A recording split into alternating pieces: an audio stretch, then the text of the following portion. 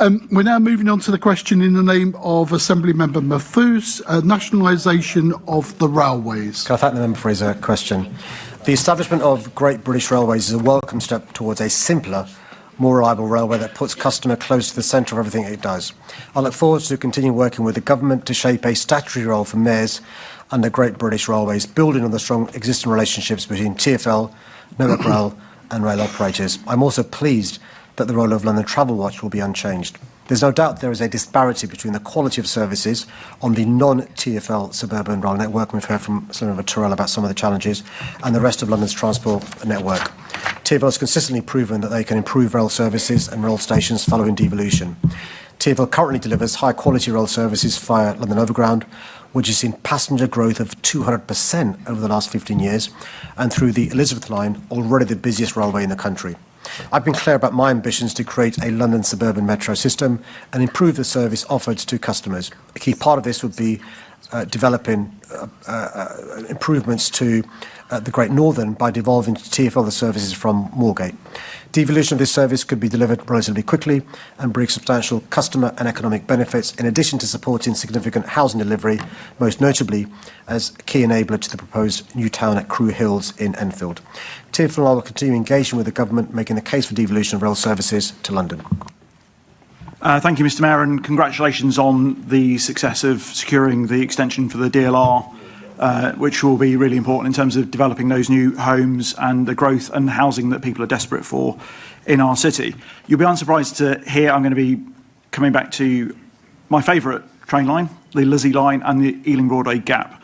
Back in July of last year, you said how shocked you were and apologised to commuters who had been injured at that station. You took swift action immediately at that location. In December, I came back and asked you in terms of further action that Network Rail needed to do at that site. In your reply, you said very unequivocally, it's not good enough. You also said to watch this space. That was 11 months ago. In February, I asked Andy Lord at the Transport Committee, when could we expect progress? He told me there will be a report no later than March of 2025. So in July, I asked him again, and he promised that he would update me. In October, I was on site with Harvey Duncan, a wheelchair user, to highlight the issue that is faced by so many people in terms of accessibility at that station. And finally, in November, I got my first substantive response from Network Rail, which was effectively that they were going to infill the station with GRP. There is no substantive designs or schematics done, no surveys, no costings yet. Do you think that's good enough? And what would you say to Network Rail on this particular issue? No, it's not good enough. And the experience of Mr Duncan is just one of many. We saw the horrible images from the BBC in relation to the injuries to the rail users as a consequence of this gap. Look, let me take this away in relation to accelerating remediation of this. He's aware of the history in terms of Network Rail, GTS, and TfL. We need. You know, if it's the case that there's a delay in progressing this, what can we do urgently to make sure that the experience is not as dangerous as it currently is? I accept that currently this is not breaching any of the rules, and it's, you know, all the rest of it and stuff. That's not good enough for your constituents. Let me take this away, Chair, and I promise to come back to the member shortly. Thank you so much, Mayor. I appreciate that commuters will really appreciate that as well. If I just go further down the line, we've got Acton Main Line Station, where we've got incredibly frustrated commuters. It's the last stop before you get into Paddington. All of the trains that run through there at the moment always have commuters from Heathrow with obviously their huge luggage bags and so on. We've done amazing steps already in terms of tripling the frequency from what used to be before the Lizzie line to, for that peak hour, we've now got 6 trains an hour. But if I give a quick comparison, neighbouring West Acton Station has less than half the number of commuters, but more than double the number of services running through that station during that peak hour. We've now got a golden opportunity with 10 new Elizabeth line trains being built, ready to go on track very soon. Will you give a commitment to consider additional stops at both Acton Mainline and at Hanwell stations, where they currently have far less frequency? I'm always happy to give undertakings when it comes to things under my control. The challenge is, I think Network Rail and Heathrow Airport are partners in this. So can I again take this away and see in a non-aggressive or adversarial way what pressure we can bring to bear on Network Rail and Heathrow Airport to try and address the issue he's referring to? Thank you very much. Okay, let's then move on to, we've had, well, no one's going to use their 15 seconds, I presume. I'm looking up, I've not been notified. Nope. Okay, so let's move on to the name, Assembly Member Prince, Gallows Corner 2. I thank the member for his assiduous lobbying on this really important issue. I recognise the impact of the closure of Gallows Corner on local residents and businesses, and I'm sorry for the continued disruption caused by the delays. TfL has worked hard with all relevant parties, including Essex and Suffolk Water, ESW and Costain as principal contractor, to finalise their revised programme of works. This revision has been made in a matter of weeks, a process that usually takes around 2 years. The programme will be completed in 3 phases, and I understand TfL intends to complete works by spring 2026. The flyover will reopen to general traffic first, with the roundabout and surrounding roads reopening subsequently.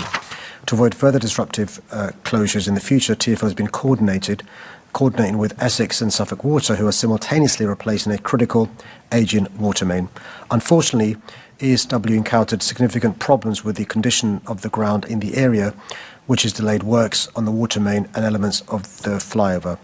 It is the disruption to the replacement of the water main, which is the responsibility of Essex and Suffolk Water, that has exacerbated the delays we have seen.